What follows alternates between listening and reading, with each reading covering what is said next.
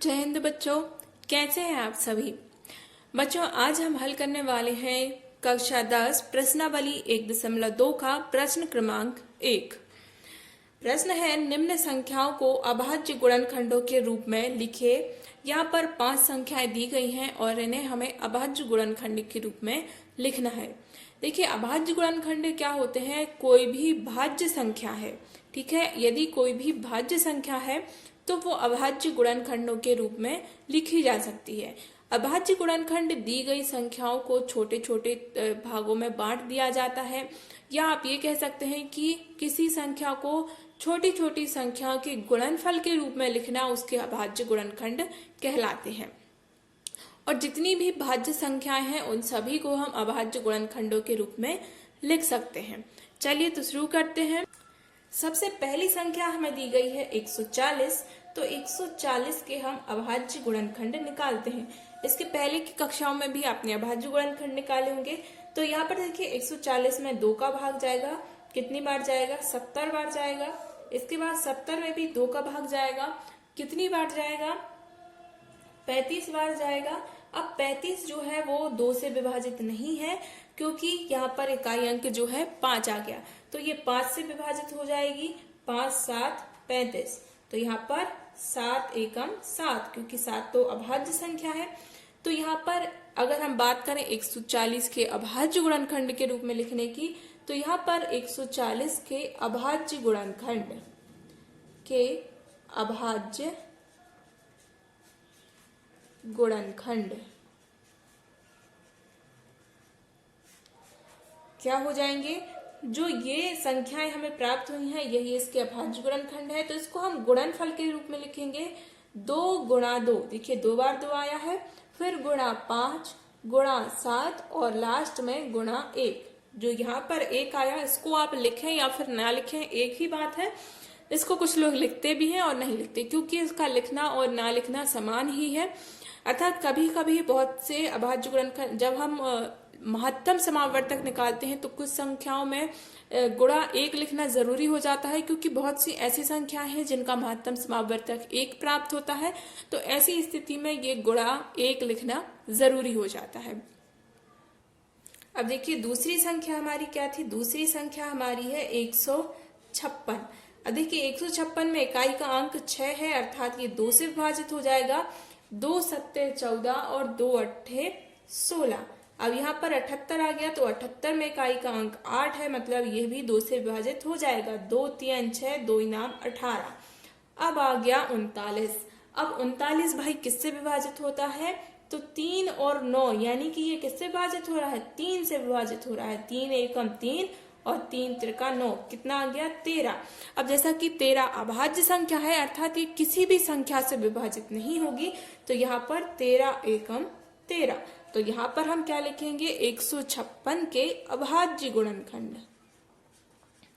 के अभाज्य गुणनखंड 156 के अभाज्य गुणनखंड क्या हो जाएंगे? 2 गुणा 2 गुणा 3 गुणा 13 गुणा 1। तो इस प्रकार से हमें अभाज्य गुणनखंड प्राप्त हो गए हैं। इसी प्रकार आप बाकी संख्याओं के अभाज्य गुणनखंड भी निकाल सकते हैं। तो यहाँ पर अगली संख्या हमें क्या दी गई थी? 3825। तो यहाँ पर हम लिख देंगे 3825। इसके भी हम अभाज्य गुणनखंड निकालेंगे। अब देखिए यहाँ पर इकाई का अंक कितना है? 5 है। इकाई का अंक 5 है, मतलब कि ये जो संख्या है ये 2 से विभाजित नहीं होगी, क्योंकि हमने विभाज्यता के नियम पढ़े हुए हैं कि अगर दी गई संख्या के इकाई का अंक 0 2 4 6 या 8 हो तो ही 2 से विभाजित होती है। अब ये संख्या क्या 3 से विभाजित होती है? तो देखिए हम इनका अंकों का योग करेंगे। 8 और 2 10 और 5 15 और 3 18 और 18 में 8 धन 1 यानी कि 9। तो अंकों का कुल योग आ रहा है 9, अर्थात ये संख्या 3 से विभाजित है। तो यहाँ पर हम 3 का भाग देंगे। 3 एकम 3, 3 दूनी 6, 6 2 बार गया बचा, तो यहाँ पर शेषफल कितना आया? 2 बचा, और वो 2 और ये 2 कितना हो गया? 22। तो 30 7 21, फिर 1 बचा, तो ये हो गया 3 5 15। तो 1275 हमें यहाँ पर मिल गया। एक बार फिर से हम 3 का भाग देंगे। 3 चौके 12, 3 दूनी 6, 3 5 15, कितनी बार गया 425। अब 425 जो है 3 से विभाजित नहीं होगा, ये होगा 5 से विभाजित। तो कितनी बार जाएगा, 5 अट्ठे 40 और 5 25, 85 5 से विभाजित होगा। तो कितनी बार जाएगा यहाँ पर, 5 एकम 5, 5 7 35। 17 जैसा कि अभाज्य संख्या है तो ये किसी से भी विभाजित नहीं होगी, तो 17 एकम 17। तो इस प्रकार हम लिख सकते हैं अभाज्य गुणनखंड, अभाज्य गुणनखंड क्या मिल जाते हैं हमें अभाज्य गुणनखंड, 3 गुणा 3 गुणा 5 गुणा 5 गुणित 17 गुणित 1, इस प्रकार मिल जाएंगे।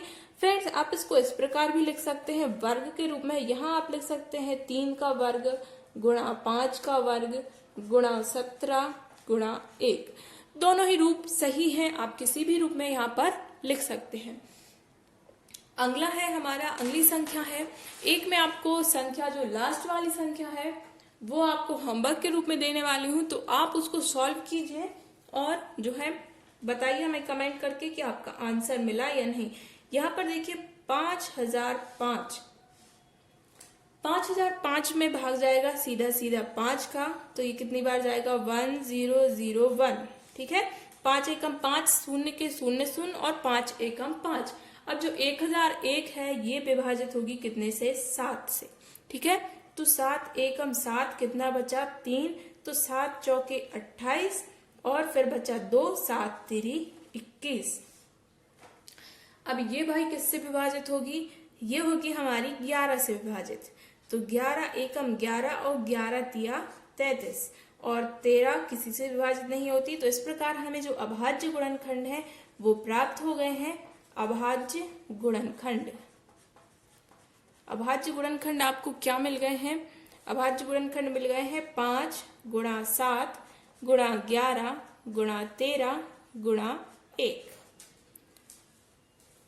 लास्ट वाली संख्या जो है 74 29, उसके अभाज्य गुणनखंड यानी कि मैं उसका आंसर आपको बता दे रही हूँ, आप उसको खुद से सॉल्व कीजिए।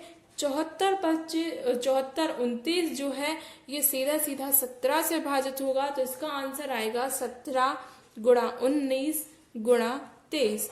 लास्ट वाली जो संख्या है उसका आंसर इतना आएगा, सीधा ये संख्या जो है 17 से विभाजित होगी, उसके बाद 19 से और उसके बाद 23 से। तो आप इसको घर पर सॉल्व जरूर कीजिए और अगर वीडियो अच्छा लगा है तो इसे अपने सभी क्लासमेट के साथ शेयर कीजिए।